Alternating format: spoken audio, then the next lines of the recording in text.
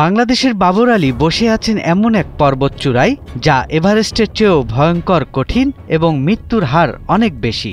নামের দিক থেকে বাংলা এবং বাঙালির অতি কাছের। কয়েকদিন আগেই বিশ্বের 10ম উচ্চতম শৃঙ্গ অন্নপূর্ণা 1-এ উড়ল বাংলাদেশের লাল সবুজ পতাকা, যার উচ্চতা 8091 মিটার।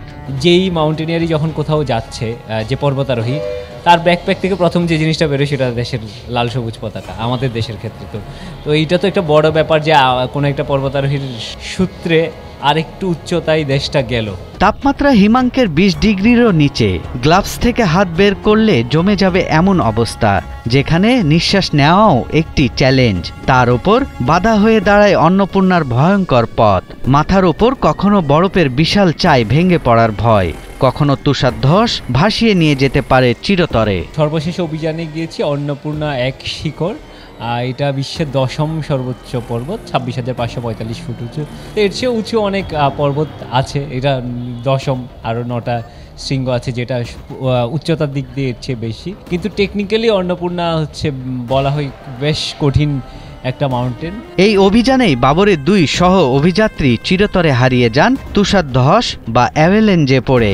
সেই সব বাধা ডিঙিয়ে বাবর বাংলাদেশকে নিয়ে যান অন্নপূর্ণার শীর্ষে। সবসময় উপর থেকে হচ্ছে পাথর, বরফ, স্নো এগুলো পড়তে থাকে এবং ফেরার সময় আমার পায়ে হিটও করেছে একটা বড় পাথর। আমার পেছনের জন্য হেলমেটে লেগেছে।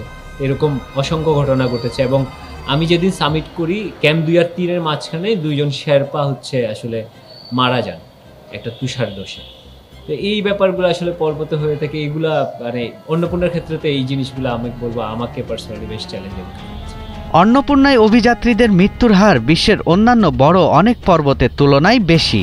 কঠিন পথ, হুটহাট তুষার ধস এবং বরফ ভেঙে পড়ার এর অন্যতম কারণ। সব মোকাবিলা করেই নতুন ইতিহাস গড়লেন চট্টগ্রামের সন্তান সাহসী পর্বত আরোহী বাবর আলী। সেদিক থেকে বাবর আলীর এই সাফল্য বাংলাদেশের পর্বতারোহণ ইতিহাসে এক বিশাল অর্জন।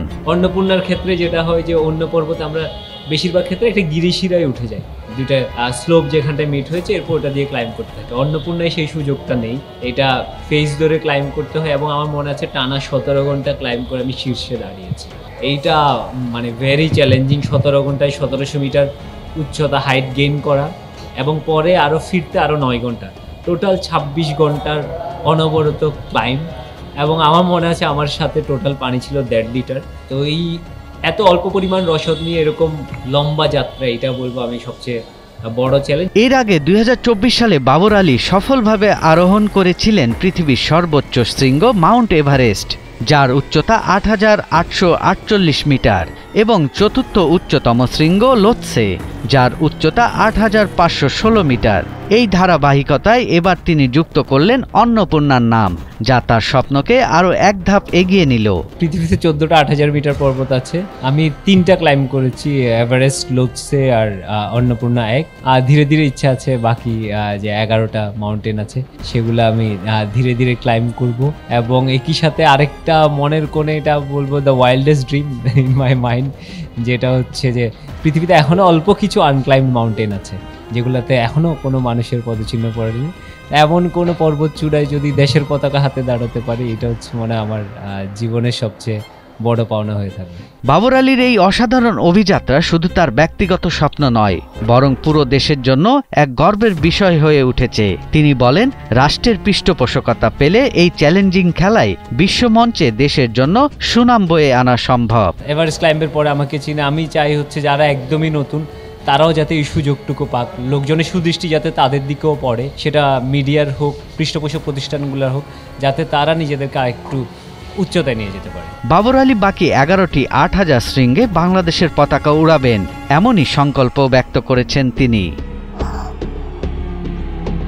সৈয়দ রাশিদুল, 71, ঢাকা।